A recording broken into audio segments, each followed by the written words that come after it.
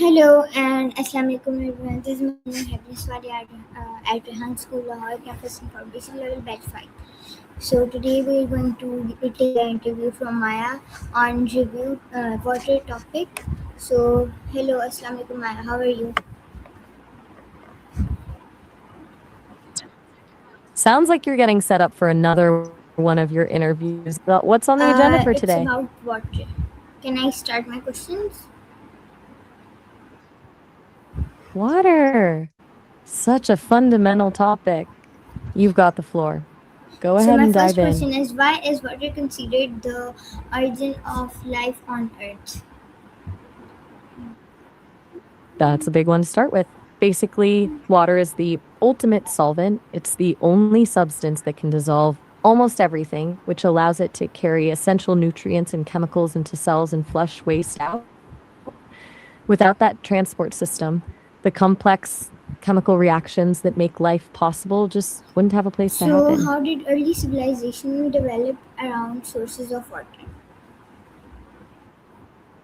It's pretty straightforward. Water was the original magnet for humans. If you have a steady water source of everything, you can grow crops, keep livestock healthy, and have a reliable way to move goods and people via boats. It's why you see the big names like ancient Egypt by the Nile or Mesopotamia between the Tigris and Euphrates. Yes. It turned a struggle for survival into an opportunity to build cities and organize society. I can tell you more about how that changed the way they govern themselves if you're curious. Okay, so tell me. So, when you have a huge river like the Nile, you can't just let everyone do their own thing with the water, or the people upstream would take it all. It forced early societies to create systems like irrigation canals and laws to manage who got what and when. This need for organization is actually what led to the first real governments and bureaucracies. Basically, the need to share water created the need for leadership. So what role did water play in the evolution of human language and communication? Now, that's a fascinating angle. It's not as obvious as farming, but water shaped how we connect. Since early humans gathered at riverbanks and oases, these spots became the original social hubs. Basically, the first town squares. It's where different tribes met to trade, share news, and eventually develop in languages to communicate with each other.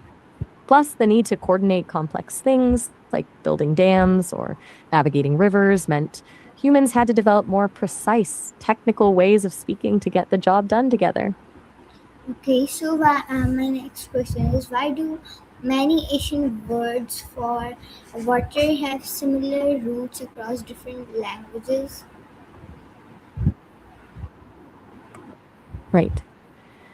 It's likely because of how ancient people migrated and traded. When groups of people move or interact, they often carry the words with them, or they borrow terms from the people they're trading with. In Asia, since so many early civilizations were connected by the same river systems and trade routes, the words for something as essential as water often evolved from a single, very old root language.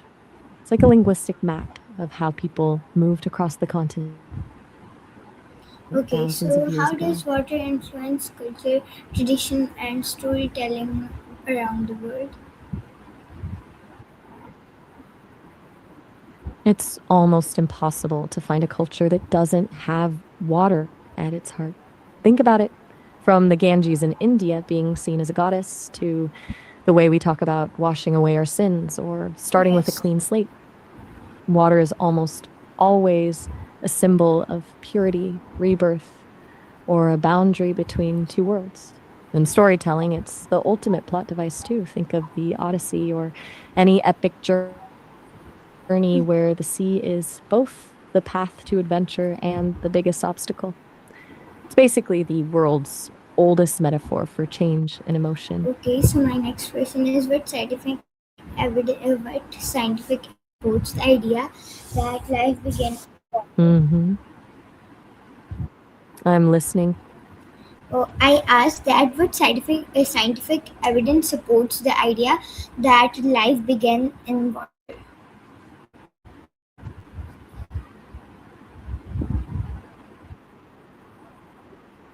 The strongest evidence is that the chemistry of our cells actually mimics the ocean. If you look at the inside of a human cell, it's basically a salty, watery soup. The concentration of minerals and salts in our cytoplasm is remarkably similar to the early oceans of Earth. Plus, we have only function properly in a water-based environment, which tells us that the very first blueprints for life were written in the water long before anything ever crawled onto land. Yes. So this was all about for today's interview. Thank you, Maya, for answering these questions and giving your time to us. You are so welcome. It was a pleasure diving into all that with you. I hope the interview Yes, turns out great so for your thank you project. everyone for watching this interview, and I hope you all enjoy it. Allah Hafiz.